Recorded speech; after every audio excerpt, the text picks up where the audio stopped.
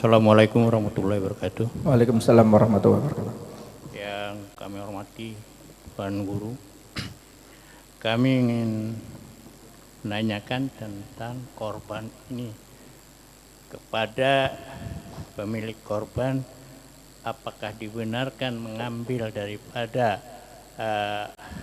korban itu sendiri dan membagikan kepada kaum keluarga atau bagaimana. Dan yang kami tanyakan lagi, umpamanya hewan korban yang kita korbankan itu berisi sekitar 50 sampai 70 gram daging. Berapa daripada pemilik hewan korban itu bisa mengambil untuk dapat dibagikan pula kepada kaum keluarga yang ada di sekitar. Itu saja kami kira. Terima kasih. Assalamualaikum warahmatullahi wabarakatuh. Waalaikumsalam warahmatullahi wabarakatuh. Ya. Apakah boleh yang berkorban, yaitu yang membeli hewan korban untuk mengambil daging? Dilihat, kalau dia niatnya nadar, maka yang berkorban tidak boleh mengambil dagingnya. Kalau dia niat nadar, saya nadar kalau punya rezeki tahun ini mau potong kambing, saya nadar tahun ini mau potong sapi. Itu kalau sudah nadar, maka hukumnya jatuhnya wajib korbannya. Maka kalau korbannya wajib, si pemilik, si pemotong ya, yang berkorban itu tidak boleh mengambil daging walaupun sedikit pun. Kalau nadar. Tapi kalau nggak nadar, dia cuma niat korban sunnah, maka boleh si pemilik untuk mengambil daging untuk ngambil tabarukan. Berapa ukurannya? Terserah ukurannya. Ya, kemarin sudah dijelaskan. Yang pertama, dibagikan sedikit, diambil banyak. Ini kurang bagus. Ya, Anda punya daging 100 kilo, Anda ambil 80 kilo, 20 kilo dibagikan. Ini kurang bagus. Walaupun boleh. Cara yang kedua, dibagi sepertiga. Sepertiga Anda ambil, sepertiga Anda bagikan fakir miskin, sepertiga Anda bagikan kepada keluarga, kawan, kerabat walaupun kaya, nggak apa-apa. Ya, beda dengan zakat. Kalau zakat harus fakir miskin, 7 golongan, ya 8 golongan. Tapi kalau korban nggak ada masalah, dibagikan kepada orang kaya nggak ada masalah, kerabat nggak ada masalah. Jadi sepertiga Anda ambil, sepertiga Anda bagikan fakir miskin, sepertiga dibagikan keluarga, kawan, kerabat walaupun kaya. Cara yang terakhir yang paling afdol, Anda ambil sedikit buat tabarukan, sisanya dibagi. Daging 100 kilo, Anda ambil 5 kilo, 95 kilo dibagi. Itu yang afdol. Anda ambil 1 kilo, nggak apa-apa. Untuk tabarukan aja, nggak ada masalah. Jadi yang afdol cara yang terakhir, yaitu diambil sedikit, sisanya yang banyak dibagikan. Kalau nggak bisa, cara yang kedua, sepertiga. Jadi jumlahnya terserah kita. Cuma intinya yang afdol Anda ambil sedikit, yang banyak Anda bagi, yang banyak Anda bagikan. Itu cara yang paling afdol. Ya. Ingat ya, kulit jangan dijadikan ongkos, kulit jangan dijual. Ya, kalau mau motong langsung harganya murni berapa? Jangan mau kalau tukang jagal saya ongkos potong 300 plus kulit, jangan mau. Ongkos potong aja berapa? Oh 400 kalau potong aja, ya potong kasih 400. Kulit Anda sedekahkan, mau dikasihkan tukang potongnya, mau Anda kasihkan fakir miskin untuk dijual lagi, nggak ada masalah. Ya, nggak ada masalah. Yang penting jangan dijadikan ongkos atau Anda jual. Ya saya potong plus kepala kata tukang jagal, jangan mau. Pokoknya kulit anggota tubuh yang lainnya jangan dijual, jangan dijadikan ongkos tukang jagal. Jadi harus murni biayanya berapa. Nanti kalau mau Anda sedekahkan nggak ada permasalahan. Assalamualaikum warahmatullahi wabarakatuh. Waalaikumsalam warahmatullahi wabarakatuh. Bismillahirrahmanirrahim. Sebelumnya saya minta maaf Bib, yang saya tanyakan agak berbeda dengan tema. Yeah. Bagaimana saya pernah mendengar istilah ibadah khusus seperti misalnya di Jawa poso mute, poso ngerawat. Nah itu bagaimana penjelasannya Bib? Terima kasih. Wassalamualaikum warahmatullahi wabarakatuh. Waalaikumsalam warahmatullahi wabarakatuh. Ya, memang ada ibadah-ibadah khusus. Cuma kalau nggak terbiasa ya jangan. Ibadah-ibadah khusus itu biasanya dilakukan oleh para ulama-ulama yang sudah terbiasa untuk ibadah. para kiai-kiai yang sudah terbiasa, nah itu biasanya mujahadanya dia lebih tinggi lagi bahasanya daripada kita. Ya, jadi ada ibadahnya orang awam, ada ibadahnya orang khusus, ada ibadahnya orang khusus di atas khusus. Ya, tapi kita nggak usah ikut-ikutan. Ya, bukan kelasnya kita. Jadi kalau ada orang ibadah khusus ya kita ikut yang normal aja. Kita ikut yang normal. Apa yang normal? Contohnya ibadahnya orang khusus Pak ya. Contohnya Imam Syafi'i setiap hari hatam Quran. Apakah Anda mampu? Imam Ahmad bin Hambal tiap hari 300 rakaat. Apakah Anda mampu? Itu ibadahnya orang khusus. Imam Ali Zainal Abidin, cucunya Nabi Muhammad tiap hari 1000 rakaat. Apakah Anda mampu? Itu ibadahnya orang khusus. Jadi kalau ibadahnya orang khusus jangan ikut-ikutan. Nggak bakal mampu kita.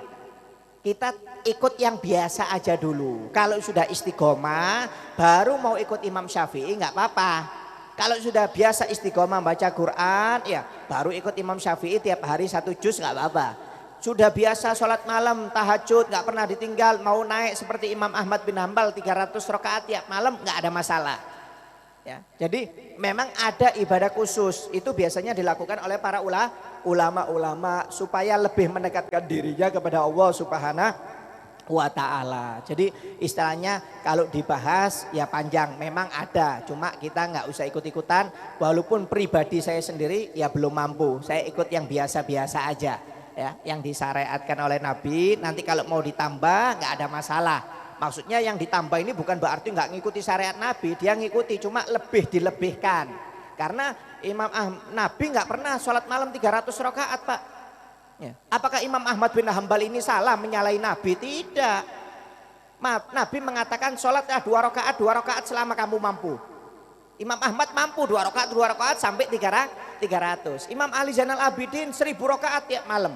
Nabi Muhammad gak pernah 1000 rakaat tiap malam. Apakah Imam Ali Zainal Abidin ini cucu Nabi menyalahi Nabi Muhammad? Tidak.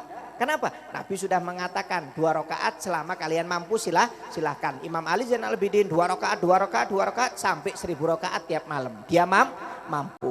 Ya, jadi kita ikut yang normal-normal aja dulu. Nanti kalau sudah mampu baru naik kepada yang lainnya. Jadi bahasanya itu Pak memang ada bahasanya. Ibadah awam, ibadahnya orang khusus, ibadahnya orang khusus di atas khusus. Kita ikut yang biasa-biasa aja, yang normal-normal aja. Kalau ikut seperti mereka kita nggak bakal mampu untuk mengikuti ya. Ya mau ngikuti Imam Ahmad bin Hambal, qobliyah ba'diyah aja hilang. Sholat 5 waktu kadang-kadang Senin Kemis. Mau seperti Imam Ahmad 300 rakaat, seperti Imam Ali Zainal Abidin 1000 rakaat.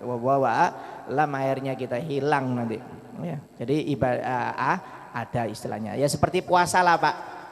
Ya puasa itu ada puasanya orang awam, ada puasanya orang khusus, ada puasanya orang khusus di atas khusus. Apa puasanya orang awam? Puasanya orang awam itu orang yang cuma puasa menahan lapar, menahan haus, tapi maksiatnya tetap. Mulutnya tetap ngerasani orang, mulutnya tetap ngumpat, lihat televisi, lihat aurat, itu puasanya orang awam, kata para ulama. Ada puasanya orang khusus. Apa puasanya orang khusus? Di mana mereka puasa nggak makan, nggak minum dan tidak maksiat. Matanya dijaga nggak mau maksiat, mulutnya dijaga nggak mau maksiat. Ini puasanya orang khusus. Makanya kata Nabi Muhammad, kam min so'imin laisa min syami ilal ju' wal atos. Berapa banyak orang yang puasa nahan haus, menahan lapar tapi nggak ada pahalanya. Ya ini puasanya orang awam. Dia cuma lapar haus tapi maksiatnya tetap, mulutnya tetap maksiat, dusta, menggonjeng, hibah, nanima, matanya maksiat, lihat aurat. Ini puasanya orang awam. Kalau puasanya orang khusus, dia menahan makan, menahan nggak minum, lapar haus dan tidak bermaksiat kepada Allah Subhanahu wa Ta'ala. Ada puasanya orang khusus di atas khusus, yaitu orang yang berpuasa tidak pernah lupa kepada Allah walaupun 1 detik. Dia tidak ingin lupa dengan Allah walaupun 1 detik. Ya. Seperti seperti gurunya Imam Syafi'i, Sayyidatun Nafisah. Ya, ketika puasa sakit berat, kata dokter, wahai Sayyidatun Nafisah, kamu harus membatalkan puasa. Kalau enggak, kamu bisa meninggal. Langsung diusir oleh Sayyidatun Nafisah. Da'an tabib. Keluarkan ini dokter ini. Saya enggak butuh dokter-dokter seperti ini, kata Sayyidatun Nafisah. Biarkan aku meninggal dalam keadaan berpuasa untuk bertemu dengan Allah Subhanahu wa taala. Kenapa? Karena aku tidak ingin lupa kepada Allah walaupun 1 detik, kata Sayyidina Nafisa, subhanallah. Bahkan Imam Syafi'i berwasiat kalau dia meninggal tidak boleh ada yang mensolati jenazahnya kecuali gurunya dulu, Sayyidatun Nafisa. Imam Syafi'i sampai berwasiat nggak boleh ada yang mensolatkan kecuali gurunya terlebih dahulu, Sayyidatun Nafisa yang mensolatkan. Setelah Sayyidina Nafisa mensolatkan Imam Syafi'i, baru yang lainnya boleh. Subhanallah, saking cintanya Imam Syafi'i kepada Sayyidatun Nafisa. Sayyidatun Nafisa ini cucunya Sayyidina Hasan. Sayyidina Hasan ini cucunya Nabi Muhammad SAW.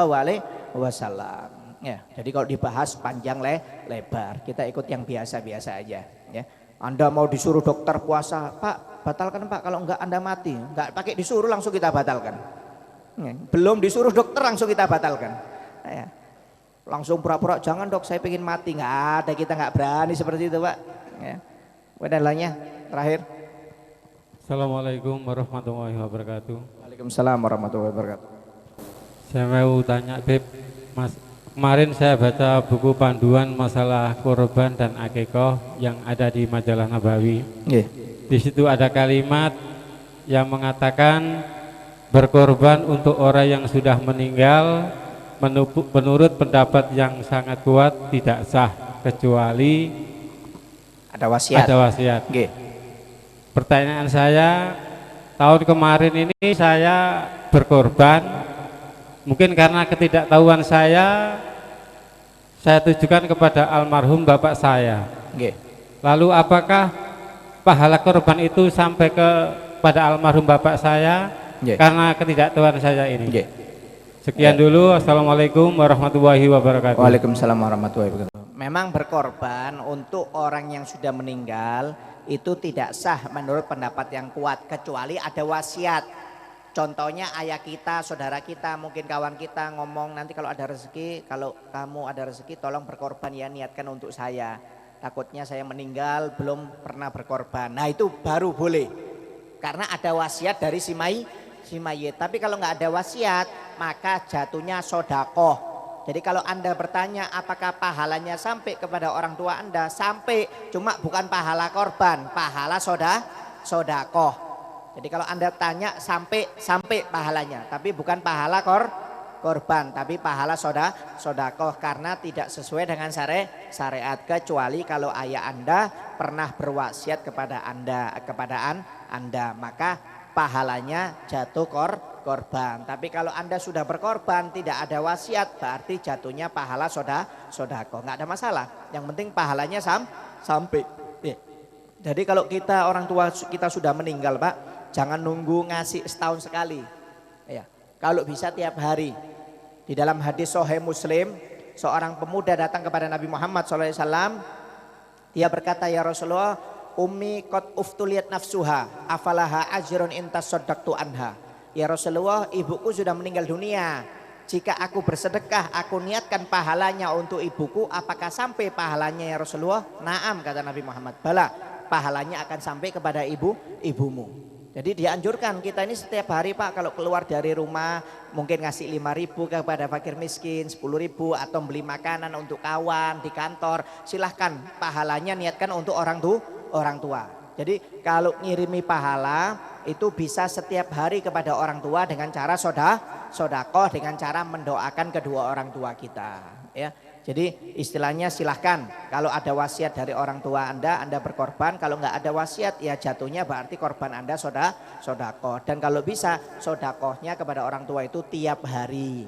Ya, tiap hari, tiap bersedekah niatkan untuk orang tua, masukkan celengan ke masjid niatkan untuk orang tua, ngasih fakir miskin niatkan untuk orang tua, ngasih kelebihan umpamanya kepada tukang ojek, niatkan kelebihannya, niatkan pahalanya untuk orang tua. Jadi setiap Anda sedekah niatkan untuk orang tua, itu pahalanya bagus. Bahkan dianjurkan kita untuk bersedekah diniatkan untuk kedua orang tua kita yang sudah meninggal. Bahkan dalam hadis yang lain Rasulullah mengatakan, barang siapa yang bersedekah untuk kedua orang tuanya atau orang tuanya yang sudah meninggal, maka dia dapat 3 keutamaan.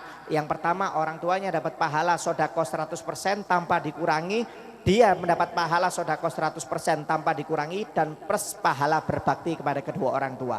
Anda punya uang 100.000, masukkan ke celengan. Enggak niat apa-apa, Anda aja yang dapat pahala. Tapi kalau Anda masukkan celengan 100.000, orang tua diniatkan untuk orang tua Anda dapat pahala 100%, Anda dapat pahala 100% plus pahala berbakti kepada kedua orang tua. Pilih yang mana? Kalau orang ahli ekonomi pasti pilih yang kedua. Buat apa dapat 100%? Lebih baik dapat 300%. Ya, jadi doakan orang tua, ngirimi orang tua itu kalau bisa setiap harinya. Ya, mudah-mudahan kita jadi anak yang berbakti kepada kedua orang tua. Amin ya rabbal